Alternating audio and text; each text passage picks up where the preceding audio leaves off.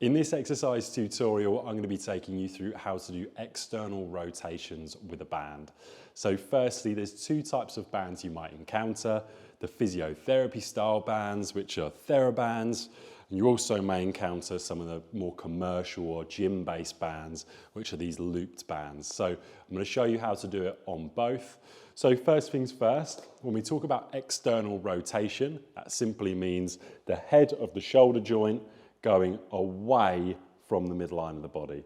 So think about the shoulder and what it's doing at the moment. When I externally rotate, I'm bringing the shoulder head away from the midline of my body. Now, when it comes to what's worked when we do that, there's three main muscles that work when we're doing external rotation of the shoulder.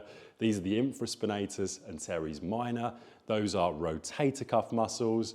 And we've also got the posterior deltoid, which simply means the back of the shoulder. So we're going to be going through how to do external rotation in this video. Firstly, I want you to bring your elbows in to shoulder width apart. From here, I've got my hands palm up. You can do this palm up or palm down, depending on what people say. Some people get a little bit sensitive about that topic. It still works, whatever one you do. And what we're going to do is we're going to pull the band apart, externally rotating both shoulders as we do it, and slowly return back to the start position. So you're going to repeat this for your desired amount of sets and repetitions. You should be feeling it in the back of the shoulder.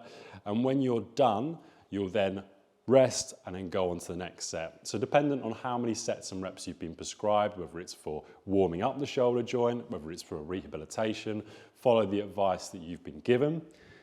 For the bands that are more commercial, it's exactly the same steps. This time we come out, keeping those elbows still in, and we're trying to get all of the range of motion through external rotation, and we're not trying to cheat by coming too far out doing the movement. So that's how to do external rotations with a resistance band or looped band.